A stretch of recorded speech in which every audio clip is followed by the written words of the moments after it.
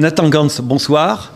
Ce soir, c'était important. Vous avez enchaîné sur une troisième victoire de suite. C'était important et même, je dirais, indispensable de gagner à Clermont, puisque tout le monde gagne contre Clermont. Ça aurait fait désordre. Et donc, vous continuez sur votre lancée. Début de saison pénible, dur pour Épinal. On a presque envie de dire que cette année, vous découvriez vraiment la D1, puisque le championnat de l'an dernier, pour vous, a été compliqué et écourté par la Covid. Et après un départ un peu difficile, eh bien, ça commence à bien démarrer. Vous trouvez vos marques dans cette division.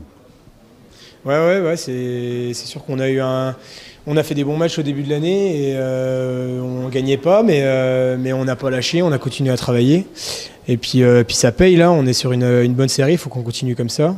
Après, on a fait le club a construit une équipe pour faire les playoffs, donc je pense qu'on est prêt pour jouer en D1. Il y a beaucoup de joueurs qui ont déjà joué Magnus ou D1, donc voilà. Et puis toutes les victoires là qu'on enchaîne, c'est bon pour la suite. Alors justement, ce soir, quand c'est un match comme ça, qu'est-ce qu'on fait? On travaille des fondamentaux, on essaie de peaufiner le jeu d'équipe. Qu'est-ce qu'on peut apprendre d'un match comme contre Clermont? Non, après, il ne faut pas prendre à la légère les équipes de D1. Tout le monde peut gagner contre tout le monde. Je pense que Clermont a quand même une équipe qui est compétitive. Voilà, ils ont peut-être du mal à gagner en ce moment, mais il faut bien se préparer. Après, on a préparé ce match correctement, on a respecté l'adversaire. On a joué à 100% pour gagner le match et repartir avec la victoire. Et c'est chose faite, donc c'est bien, c'est du bon travail. Voilà. Vos points forts, justement, c'est ce jeu d'équipe, cette entente, le fait que vous arrivez presque à vous trouver les yeux fermés, c'est le pressing sur l'adversaire. Ouais, on est une équipe qui patine beaucoup, on met beaucoup de pression sur l'adversaire.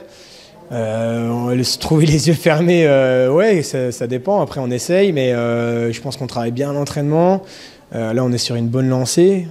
Après, oui, c'est sûr qu'à l'entraînement, on travaille dur pour pouvoir être prêt physiquement au match et puis donner le meilleur de nous-mêmes.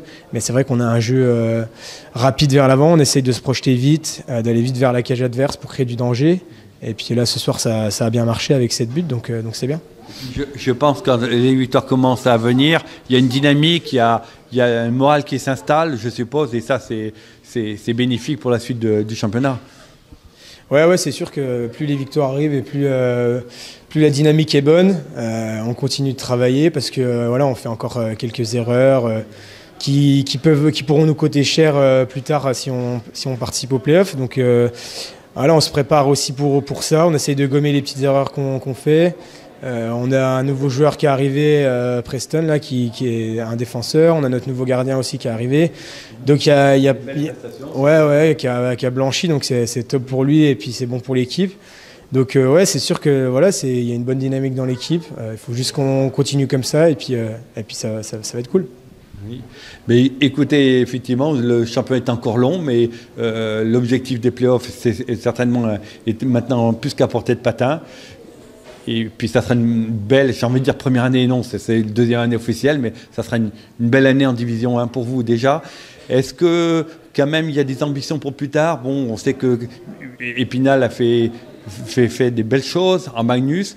Ça s'est mal terminé, c'est à partir des 3, vous êtes monté très très très vite. Vous avez tiré les leçons du passé et vous espérez retrouver vite cette Magnus? Ouais, c'est sûr que là on est reparti sur des basses scènes. Le club on travaille beaucoup sur la formation, structurer le club et les jeunes.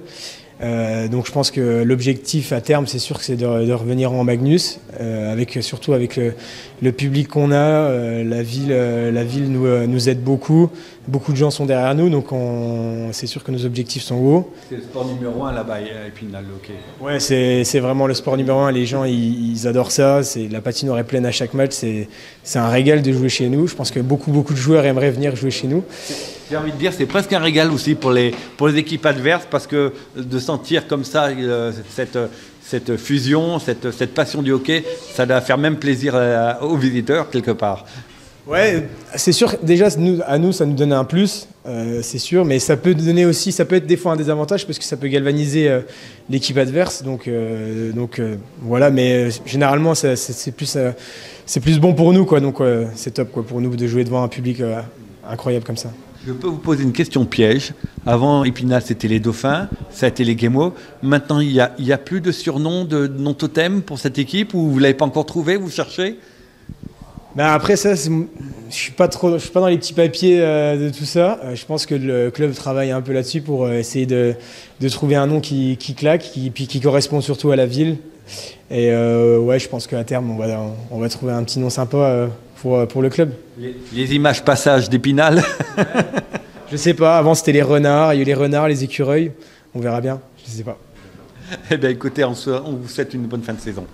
Merci de votre aide.